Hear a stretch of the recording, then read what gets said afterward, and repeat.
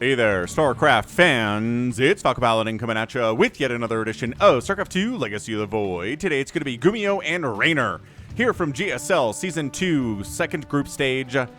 And the second match from Group B, it's going to be a ZVT here on Oceanborn. Top left, it's going to be GuMiho, who took second place in a GSL last year. On the bottom right, world champion Reynor. He did win a world championship. He is not currently the world champion. That is going to be Cyril. But man, Reynor is so good. And he flew to Korea to live there so that he can compete in the GSL. He is amped for this. And I think GuMiho is going to have his work cut out for him today. But GuMiho is a very good opponent in TVZ. He can do stuff standard. He can do weird stuff like Cyclones and Reapers and like mass Hellbat timings and like mass Liberator. He has a lot of builds that he can make work that nobody else seems to make work. But do you think he can trick Reynor and make them work? I don't know. So we will see, won't we? 18 Extractor, 17 Pool here. GuMiho, yeah, just gonna go ahead and do a Reaper expand timing. So no proxies, respecting Reynor is GuMiho, which I feel like is a good idea. Terror the Overlord's counting out for proxies, which means he respects GuMiho's proxy play, which again is a good idea. You don't get to a second place in GSL without being very good at rushing and proxying and all that good stuff from Terran. Ka-chow. Command center coming down. Reaper on the way. Let's see, do we have a Reaper name ready to go? I feel like we do from Yannick here. Reaper name is just plain Bob. Unlucky Bob, who was just minding his own business, strolling in the street and got enrolled by a patrol of Emperor Mengsk, got re-socialized and put in a Reaper suit. Good luck, Bob. Oh man, what was he doing? Minding his own business? Strolling in the street? Stay out of the street, Bob. You can't be in the street. Emperor Mengsk will put you in his Reaper core, that's for sure. He doesn't need much of a reason to do it, man. Factory coming up from GuMiho, not going for a multi-racks opening here. So whether he wants to get into Cyclones here, maybe he wants to get into a couple siege tanks early.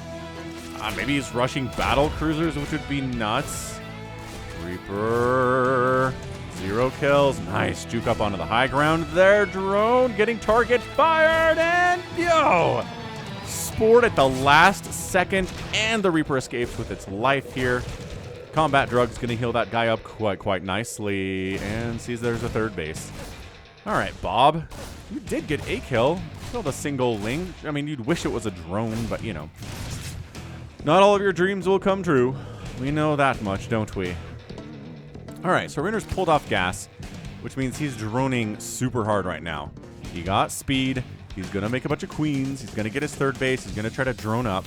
Go super duper hard on the macro. And that is a starport. And that's a third CC sub 3 minutes from GuMiho. So this is a good idea. I think Reynor's going to be just fine here. Droning his face off on 3 bases. And Lings and Queens should be able to deal with most everything that's coming out here from GuMiho. I mean, he's reactoring out Hellions. Nothing too crazy about that, right? This is something you can do while you're going into Marines and stuff. This can be also something that you do when you're going into mech, which, I don't know, GuMiho's kind of the meching god, right? He's kind of the best player who can mech ever since, well, I don't know, Heart of the Swarm? Like, when's the last time that mech was really viable in this matchup, right? It's never been good against Protoss. Let's just throw that out the window. Protoss has way too many answers to mech, Immortals being a big part of it. But yeah, so a Viking coming out too. Just gonna go hunt some Overlords. Always a big fan of that too. I feel like Terrans who don't make an early Viking and start hunting Overlords with them, they're just asking to get scouted with everything you're doing. As Reynor sends the Overlord in, and what is here to kill this thing? Oh, I guess the Viking. Hey, the Viking is here to kill this thing. But otherwise, there's not much, is there? So sees the fast third and goes awesome. That is so awesome for me. He's going to try to get a little bit more scouting off. He sees the tech lab on the barracks. He sees the factory reactoring, as you do. And then the Overlord dies before see a tech lab over here researching. Oh, he faked it. He was faking a Cloak Banshee thing. But it's not. We're just making one Banshee, not giving it an upgrade here, not a Cloak. Interesting. Oh, he did just... Okay, hold on a second. He's throwing down 2 more factories, friends. All right, hold on. Dude, GuMiho, come on. We're trying to take down Reynor here, sir. You can't necessarily... Oh my gosh, you cannot necessarily go mech against Reynor in 2024. God, I don't know about this. I love the third base timing here at 5 minutes. Landing its orbital upgraded. Creep spread here from Reynor's great. Doesn't have a ton of gas income here. He's basically got 2 extractors running. Just really just trying to get stuff, maybe for banelings as necessary. If these turn into hellbats, banelings would be nice. But queens otherwise, right? Viking transfusing the Overlord to keep it alive. Sick moves here from Reynor. And yeah, Reynor's just casually getting a 4th base down south. Creep spreading like an absolute boss. Hellions trying to keep that from getting too crazy over this way. All right, what do we got? These Hellions, they're not Blue Flame. They're not researching Blue Flame either. We're just making Thors, man. Who makes Thors at 6 minutes? Are you insane, GuMiho? No, but he is GuMiho. And GuMiho marches to the beat of his own drum, man. He is not somebody who just knows the meta and tries to execute it at the highest level possible. No, he does his own thing. Nobody else is going to make Thors at 6.5 minutes against Reynor. Nobody. There's not another Terran player on Earth who'd get the chance to play against Reynor who would do that.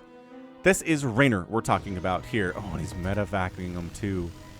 So, again, one of the big problems with Thors is, yeah, they're tanky and they hit hard, but they are slow. Maneuvering them is tough, but if you bring Metavacs along, there's the Hellbat transformation.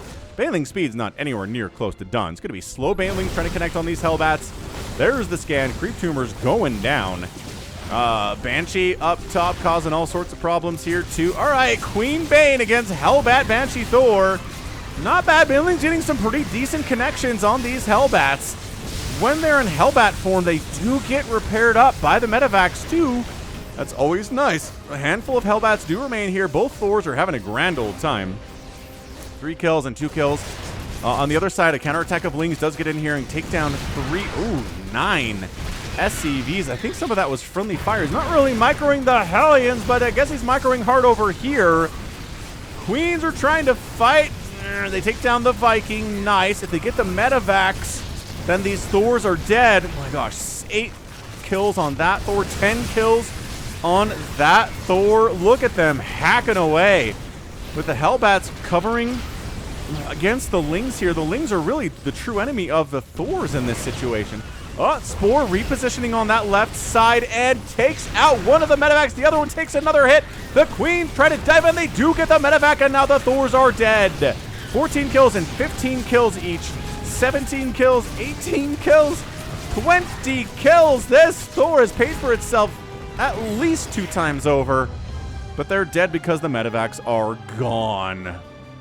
Oh, okay, so that attack was incredible from GuMiho. Didn't get the hatch.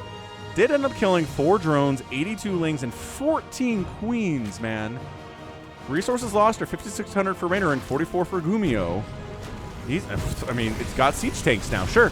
We're adding siege tanks to this mess. Ravagers are out from Reynor. He's got speed on his Banelings, obviously. We saw that coming in. Ravager is really awesome against Hellbats with that range, especially. And honestly, pretty good against Thors, too. Man, Hellbat's trying to snipe that Queen down. This game is bonkers. I might have to epic tag this one just for the sheer insanity that it is. This is incredible. I might actually post this on my Brood War channel, too. I like to post a StarCraft 2 game on the Brood War channel every once in a while just to be like, hey, anyone who subscribed to this channel and doesn't know that I cast StarCraft 2, check it out. I totally do. And maybe just to highlight StarCraft 2 for some of the Brood War fans who are like, I don't like StarCraft 2. I have problems with it. But I don't know. Sometimes games are incredible, and sometimes weird stuff happens. And Cyclone Speed Upgrade. Is that the Cyclone Speed Upgrade? It is. I'm pretty sure that's the Cyclone Speed Upgrade. They changed the icon for a couple of these things. He doesn't have any Cyclones, though. So, like, what? I don't know. But he's getting it. I am, like, 90% sure that's Cyclone Speed. So I guess maybe he's planning on getting some Cyclones here. Reynor's throwing down a Hive. Getting 2-2. A Liberator is trying to set up and get some kills over here. There's no Spore here. Oh, no, there is. There's a Spore over on this left side, but it's not repositioning. There it is. Hurry, hurry. Get over here. Pull the drones. Get him out of there. Get them back to work as soon as possible. Liberator's like, nah, Spore's a problem. I'm going to move this guy down here for that reason, too. Vipers are in production. Adrenal's coming in at 10 minutes. I like that quite a bit. Blue Flame is now done. I mean, there's no sense hiding that we're going mech at this point. So the Blue Flame is complete. The mech is happening. There are so many Terran players on the ladder right now that are like, dude, GuMiho made mech work against Reynor. I can make it work too. And you can. Here's the thing. Mech is really good against Zergs, like, I don't know, Diamond 1 and lower. Once you get into Masters, it's kind of hard to make mech work against Zerg players, and GM it's really hard too. But, I don't know, Diamond 1 lower, you can kind of do pretty well with it. It's not high APM requirements. It's hard for a Zerg player to engage with a mech army with Hellbats, Thors, and Siege Tanks. It's just tough for them. It really requires them to have Blinding Cloud or Abduct or something, and players at that level are not usually adept at using Vipers.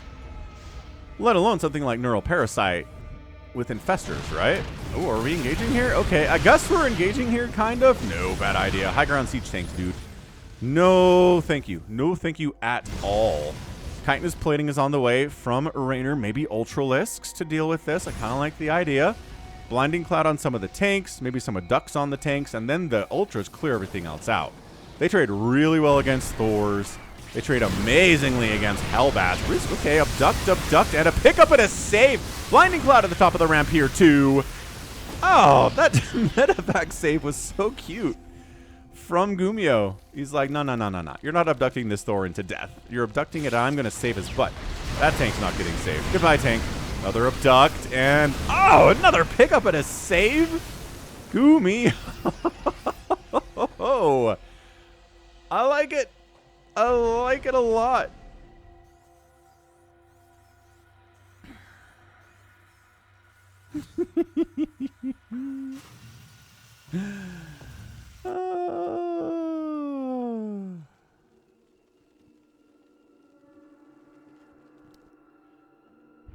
Okay, Reynor expanding again. He's sending a couple of Hellbats up to the north here, intriguingly. Of course, the Bile Liberator can't unsiege fast enough, does get wiped out.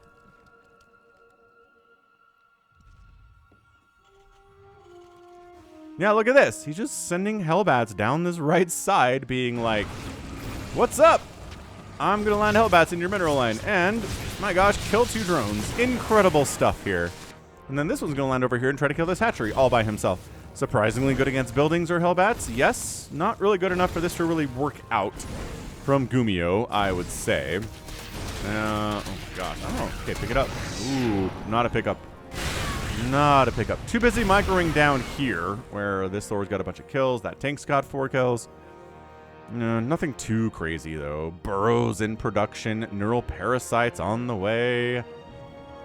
Air weapons in production. Ooh, GuMiho. GuMiho? You are not. You are not, though. Are you? Okay, more factories.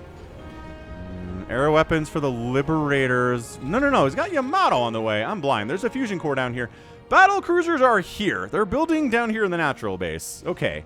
So he's triple pumping battle cruisers.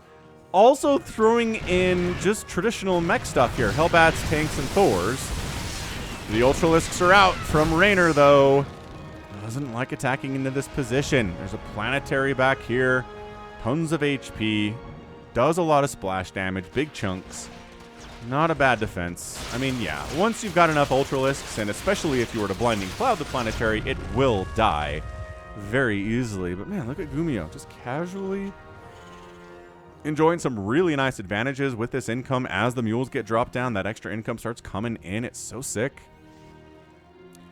Corruptors being added to deal with the battle cruisers.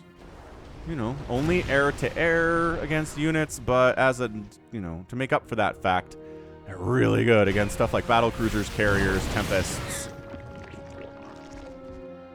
Big stuff. The battle cruiser group wanders down this way so they can teleport home as necessary. They want to kill I think they want to kill this hatch. They do want to kill this hatch. thought maybe they'd move along, but I mean, take a hatch kill if you can get one, is what I always say. With 2 spores at this base are not going to save it, but there are several corruptors here, so they're going to catch Yamatos, and then they're going to jump out. I lied. We're not jumping out. Maybe this one's going to jump out because it is dying pretty horribly.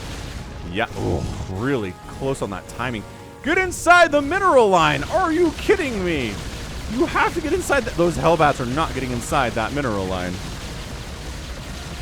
Didn't teleport that out either because this is an engagement that's happening. The battle cruisers overhead are like, we really don't care about you Ultralisks all that much. Bam! Yamato on a Ravager. That corpse goes flying.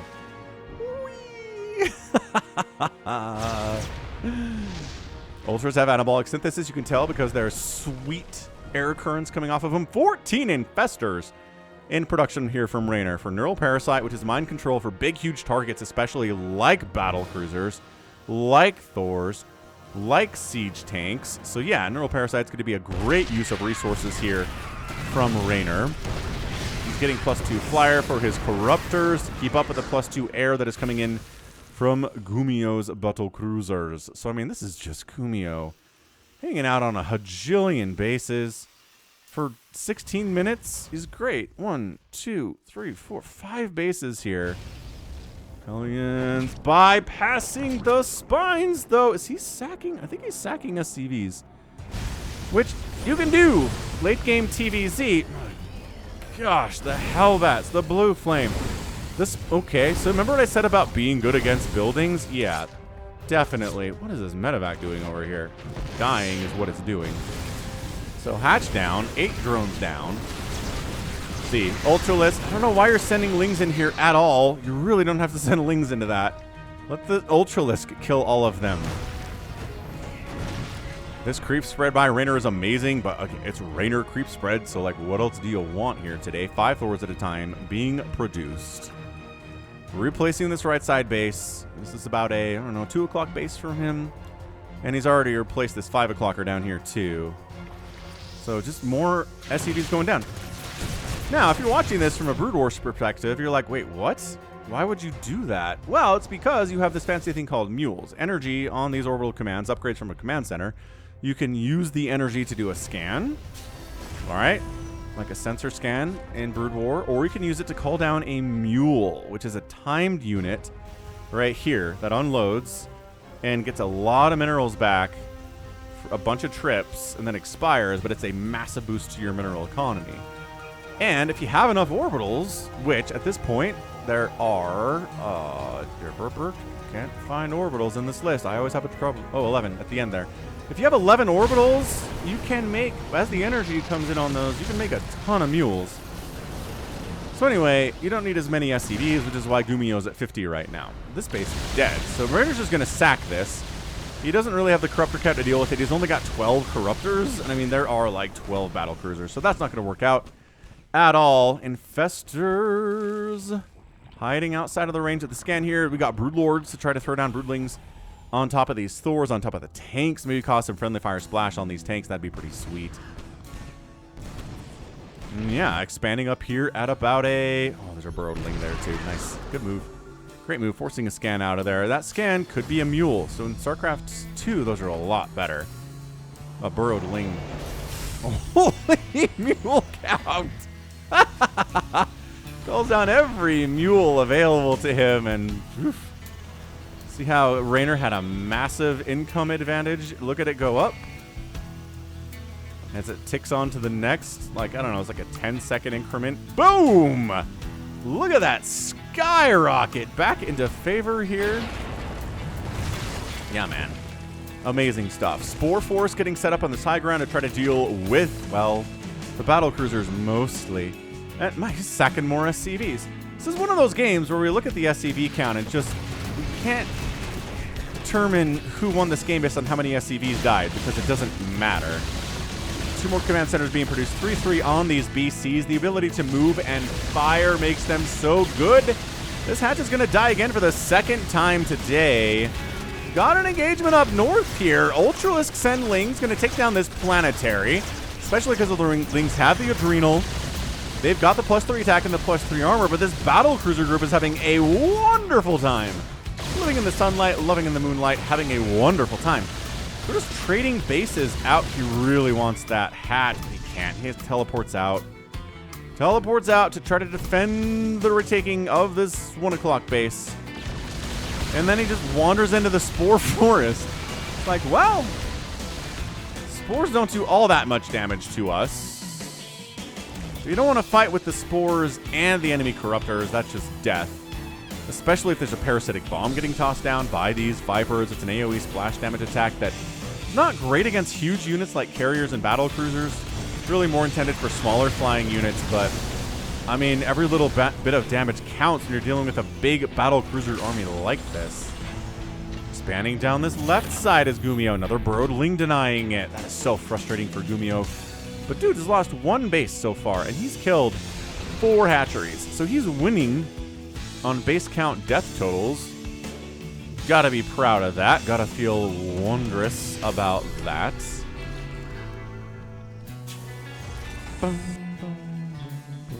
Reynor replacing this poor 5 o'clock base that has died twice today. And he's got the 2 o'clock base back too. He's got a ton of infestors, little mind control guys here. That's what they're going to be mostly used for against this mech. Fungal doesn't affect massive units like Thor's, so Mineral Parasite's going to be where it's at here. These Lings, this is a good idea, but then all the battle cruisers show up and they're like, no, definitely not. Is he just planetarying this command center like he doesn't care? I guess. That is so many Thors too. Man. They outrange Broodlords. Oh my gosh. Yeah, their anti-air attack, one of them, which we're in right now, outranges Broodlords. So Broodlords aren't even good here. Raven gets a nice anti-armor missile. The battle cruisers teleport on top.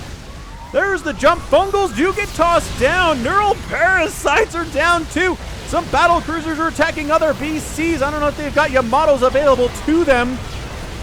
The Thors are getting blinding clouded to some extent, but the Thors are continuing to rock damage. All the Broodlords evaporate. The Corruptors die in here too. The battle cruisers flying on in. Whoa, hang on. There's a lot of Corruptors available, but we don't want to fight. Ooh. When there are Thors on the ground, say the Corruptor boys. Not at all. This right side base dies. I want to say for the second time, but it might just be the first time here. Yeah, man. We're just meching this. We're battle cruiser Thor tanking it. There are a couple SCVs at the front that are repairing Thors, which is totally sick. Kind of let these Thors to die. Unfortunately, Adrenalings, wow, just getting a surround on those Thors and crushing them easily. Trying to get these battle cruisers while there are Thors crushing you from distance with chunks of damage. Not good at all. GuMiho trying to retake this 1 o'clock base. Another huge swell of ultras here, but that's Reynor's money, man. Reynor's at 82 minerals. The ultras are great, but look at the cyclone transition from GuMiho. What? You can just kite these ultras with the cyclones. Oh my gosh, these ultras aren't even all that good. Not against cyclones. They did wipe out a ton of the Thors. The tank count is not healthy at the moment. But the cyclones, it's 106 to 50 army supply. A lot of that army supply from Reynor is in Corruptors, which are dying in GG. GuMiho gets the win in 23 minutes. In an absolutely insane mech victory against Reynor, one of the 4 best Zerg players on Earth, world champion. Mech in 2024. What is going on? Oh.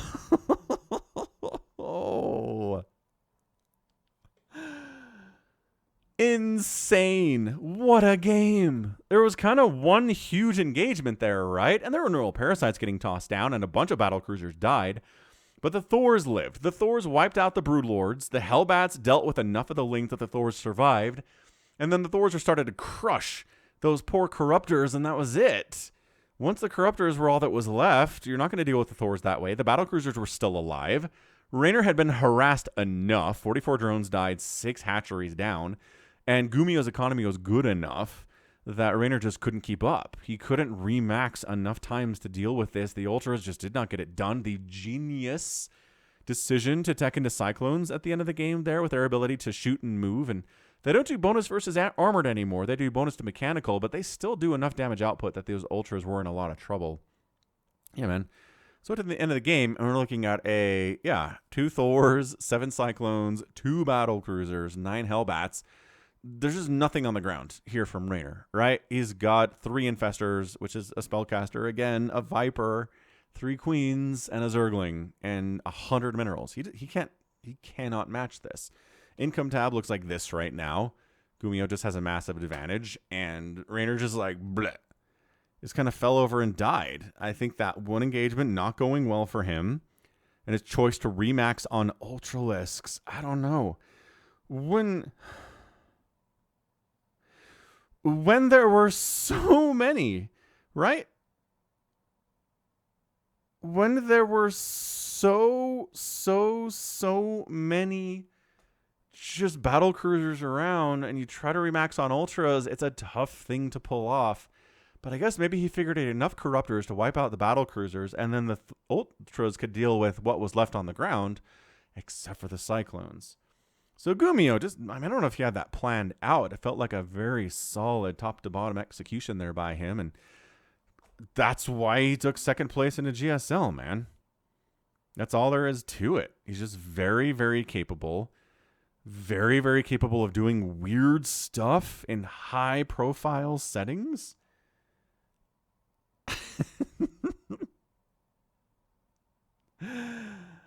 Just insane. Truly insane stuff from GuMiho. So GG for him, man. Resources lost 49,000 to 40,000. Big bloodbath for a 23-minute game, but that's what happens when 18 Ultras go down.